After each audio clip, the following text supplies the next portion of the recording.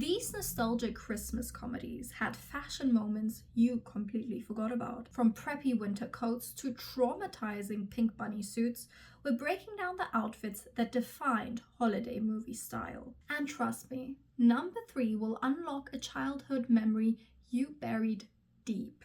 Hello and welcome to Fashion on Film, the channel where we talk all things fashion and movies and TV shows. And today we're going to be taking a look at the style in some of the classic, nostalgic, holiday Christmas movies. So if that sounds good to you, please just keep on watching.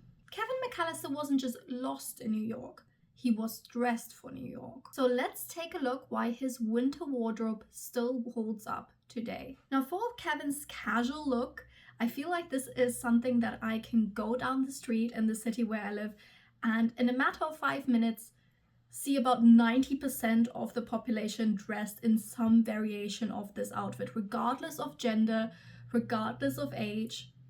So we see him wearing this very nice, cozy sweater with these little mittens, and these mittens are actually connected to his sweater or to his jacket with little mitten clips, which I found personally very interesting because, like, in the modern day and age, I've not actually seen that. And I don't know when this stopped being a thing, but honestly, I need them for my children. And then we see this hat that actually doesn't really match any of the other things, as well as this forest green duffel coat. And honestly, all of these items are still in style to this day. And Kevin is no stranger to good knitwear. When we take a little bit of a look at the sweaters that he wore in the first movie, we see a lot of little cozy 90s knits. We see him in this iconic red sweater, which was used for a lot of the promotional shoots in the show, as well as this white sweater, which is my absolute favorite, which is the epitome of good 90s knitwear. And then we take a look at like his little accessories, this red reindeer hat, as well as the red scarf. I absolutely love it. And a big part of what makes his looks so comfy and cozy, I think, is definitely the knit accessories. Now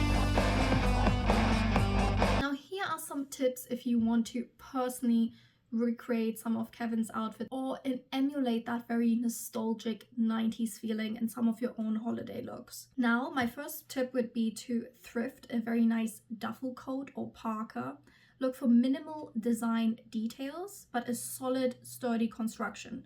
So good quality fabric, good quality buttons. Don't go for any plastic buttons or toggles. Look for wood or metal, as well as choosing something in a neutral color. In our modern day and age, sage green is definitely seen as a neutral, even though it is green. The 90s equivalent of that was definitely this forest green we see in Kevin's coat. So if you want to go for a neutral color, don't be afraid to go for this 90s green or 90s blue as well. It does add a little bit of more interest than our very muted colors that we see in our modern day wardrobes. Another thing to remember is that layering is key. It helps give it a relaxed, casual look. So don't be afraid to layer a shirt over a sweater, over a cardigan, over a jacket, and then topping it all off with massive amounts of accessories. Not only is this going to keep you warm, but it's going to help give that very casual feel. Another tip that I have is don't worry about matching your knit accessories. Something that we see a lot in stores today, and I think adding to that like sense of convenience, is the matching accessories. So the scarf, the hat, and the gloves all having the same color, all having the same print of it, because it's kind of like bought in a set. But I think the mismatched nature of these accessories really add to that nostalgic homespun feel. Another one that I have is, which like maybe a little bit random, but don't be afraid to wear mittens.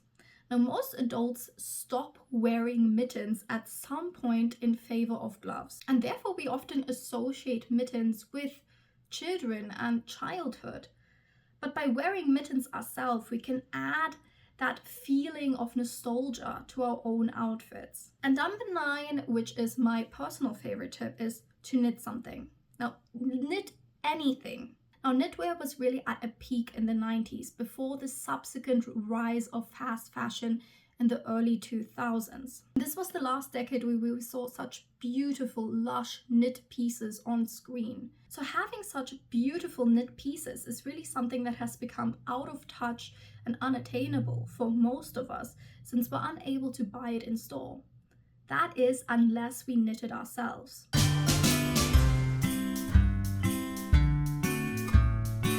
Zooey Deschanel's Jovi had the most iconic costume transformation in Christmas movie history. And it's all about character arc through clothing. So I want us to take a little look at her elf costume. So this costume very heavily leans on the stereotypical idea of Christmas. It is consisting of red and green. It's made of synthetic fabrics. It is almost overly cheerful, like a mass-produced cheerfulness. She's wearing this red dress with this very big belt thing going on, with tiny little ruffles bringing in a little bit softness around her shoulders, as well as this green hat. And I'm gonna be the first to say that I think this is honestly a very cute look, but the cheerfulness of this outfit is in stark contrast to her overall gloomy nature. This is really the stereotypical portrayal of an elf you might expect to see in your local mall. This isn't just a cute costume, it is visual storytelling. The bright, saturated colors scream forced cheerfulness. Jovi is wearing corporate mandated joy, and you can see it in every overly bright element. Notice how the empire waist and structured bodice make her look constrained. That's intentional costume design, showing how she feels trapped in her job. And we can contrast that to the last outfit we see in the film, where she is once again dressed as an elf, but on her own terms. The stereotypical green and red color palette is swapped out for pink and red instead, which feels way more feminine and also very whimsical. And it lends itself way better to her creative spirit that we've come to know throughout the film. We also have this white faux fur that helps support that playful feel. The red stockings help to tie in the red in the dress and bring that through the rest of the outfit. We also have these ruffles peeking out from under the dress that further add to that playful, whimsical nature. As well as the pink and red hat is absolutely adorable. I just love it. When we take a look at her casual wardrobe, that's really us starting to get to know her as the audience on a more intimate level. And as she opens up more emotionally, her wardrobe softens. The costume designer literally dressed her character development from artificial brightness to authentic warmth. We see a lot of muted earth tones such as browns, creams, and soft grays. And when we do see color, it's once again very muted, like muted purples and blues. She's wearing very relaxed silhouettes, which we can see in her cardigans and her loose jeans, as well as natural fabrics replacing the synthetic costume materials.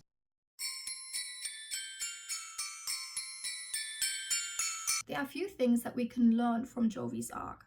Bold color equals confidence, even if it is forced. And a wardrobe transition equals character growth. So don't be afraid if you find your own personal style starting to shift. And a velvet dress and tights combo is holiday party gold.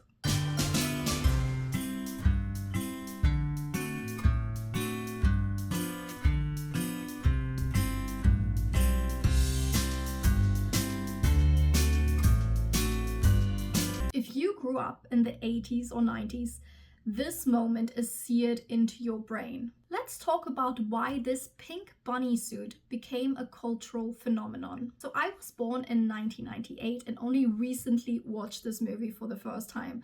But even for me, the pink bunny costume was instantly recognizable. So if you're around the same age as me or even younger and somehow missed this movie growing up, I would highly recommend it.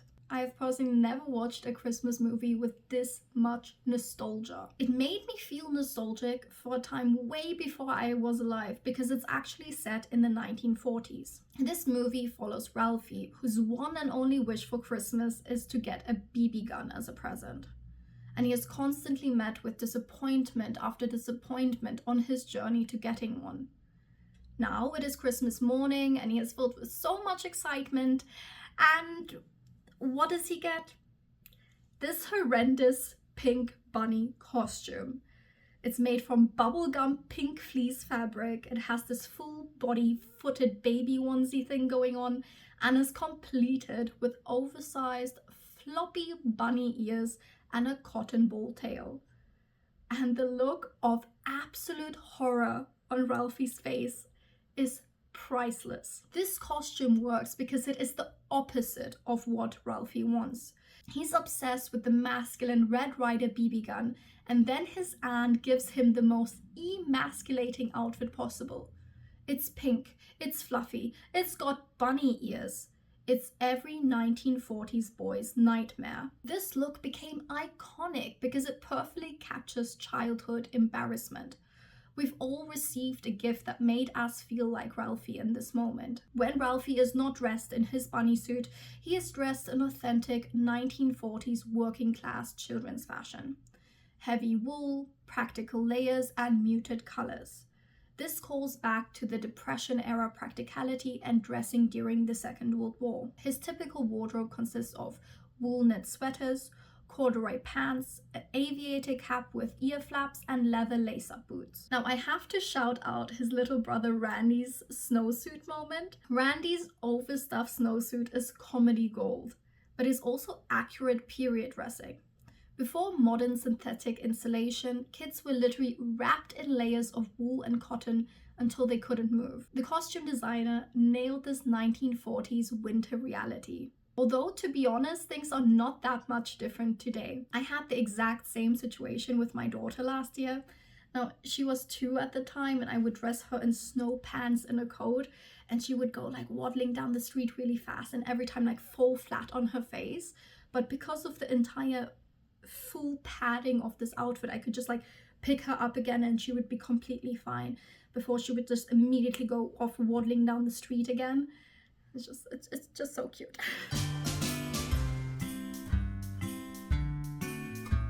The Family Stone is a masterclass in costume design as character development.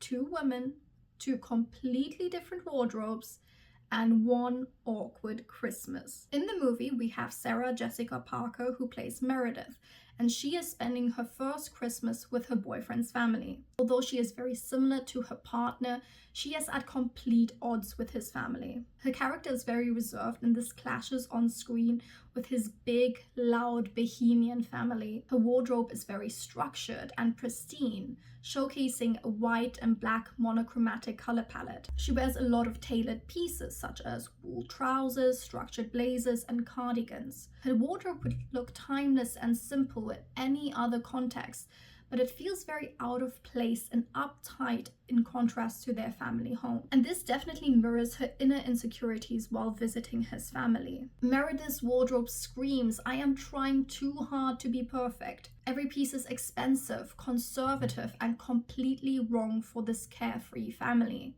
The costume designer dressed her insecurity. Sybil's wardrobe, on the other hand, is warm, welcoming, and effortlessly cool. She's wearing comfort and authenticity. And the contrast between these 2 women is told entirely through costume design before a single word is spoken. Diane Keaton's character is seen wearing a lot of flowy, relaxed knit sweaters, layered scarves, and shawls, as well as a lot of rich jewel tones like burgundy, forest green, and deep purple. The jewelry also once again has that distinct bohemian feel. And overall, her style feels very comfortable and lived in. And do you notice how Meredith's neutrals make her disappear while Sybil's rich colors draw you in? That's intentional visual storytelling.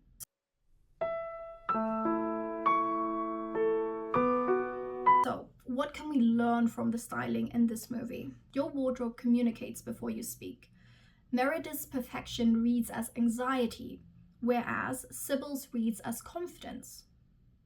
So, choose wisely. So, which look did you like the most?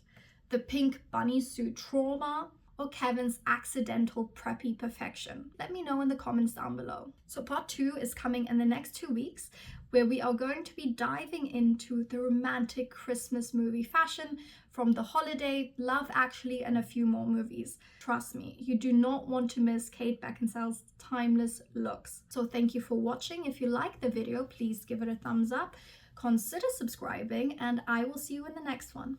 Bye!